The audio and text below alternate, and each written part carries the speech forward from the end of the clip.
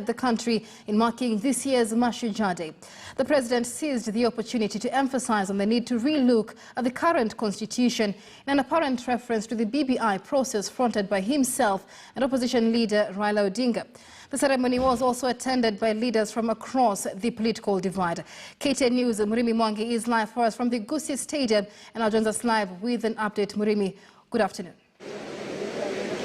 Good afternoon once again, Michelle. Mashujaa Day celebrations here in Kisii, a very important day in the Kenyan calendar, given that it gives an opportunity for the nation to commemorate its heroes, those that were at the forefront in its accession to being an independent country, to the birth of the republic that is Kenya, as well as those that have been on the forefront in projecting the Kenyan agenda to a positive note, reflections on the journey that has been since independence and the projection into the future, and reflections on what the country is going through, the plans about the future, the economy, and all that has been summed up in a speech by President Uhuru Kenyatta earlier today. His message being sort of sobering for the nation, coming from the COVID-19 pandemic and now facing what appears to be a potential second wave of the infections. Its repercussions to the economy quite monumental for anybody to see, but also an opportunity that has given particularly the young people a chance to innovate, and they have been recognized here by President Uhuru Kenyatta for their role in making the new normal that is living with the COVID-19 pandemic bearable through their technological inventions. And the president also using the opportunity here at Gusii Stadium to roll out the Huduma Number card. There has been quite some controversy about these particular cards in the Republic, but the rollout here, the president says, is meant to ensure easier access of citizens to government services so that you do not have to carry several cards. You just need the one. And he was the first one to pick the card. The First Lady also picked her card, while 10 other samples were given to 10 individuals, most of them drawn from here. And the spotlight now, as we spoke earlier, turns to Parliament, where the vetting, approval or rejection of the man that will be in charge of national data, the man that will handle this data, is before Parliament. The National Assembly expected to vet that person, approve or reject, and clear the way or clear the way for the entry or possibly another appointment if that is rejected in the National Assembly. Earlier, the president did make a speech here, and we can just get to hear what he had to say.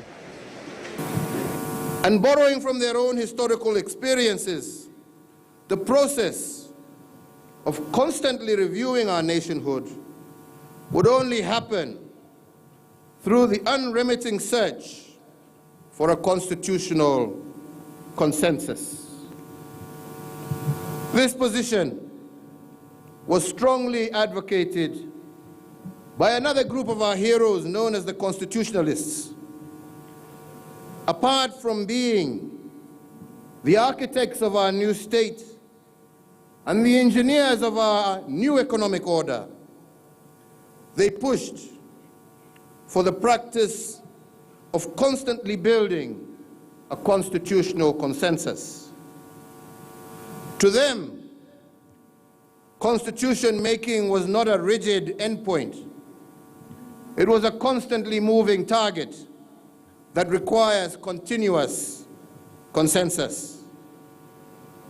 More so, because they saw constitution making as being a process first and then an act after. While the act of constitution making is an end state in itself, the process is a constant negotiation and renegotiation of nationhood.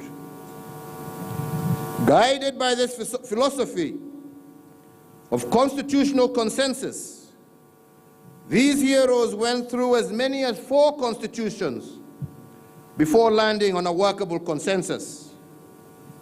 And their mantra in this search was best captured by the former Vice President Joseph Murumbi when he said, and I quote, "There is nothing wrong with Kenya that cannot be fixed by what is right with Kenya.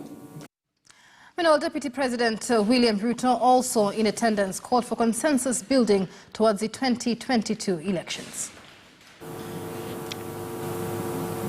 And Your Excellency, because it is a national day, I do not wish to say more. My friend, the former Prime Minister, has told us about the reggae, which is fine, but I guess we will have a robust national conversation that will bring everybody on board. Opposition leader Raila Odinga took the opportunity to eulogize fallen heroes from the larger Kisii region and also revisited politics of the building bridges. Let's listen in. And we say that we must change direction. For 56 years, you have followed one direction, but with not very many results. So we need to look at what else is there, which is missing. The project Kenya can move forward as envisioned by the founding fathers of our nation. United, God should bless us. We should dwell in unity, peace and liberty, and plenty should be found within our borders. From here, Your Excellency, the BBA train moved to Kakamega Ingo, then to Mombasa, then to Kitui, then to Narok, then to Garissa, then to Meru.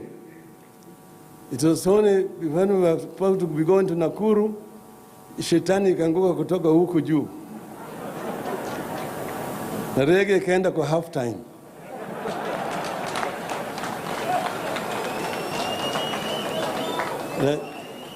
Lakini sasa half time imekwisha, wachezaji wameshanyoroshwa.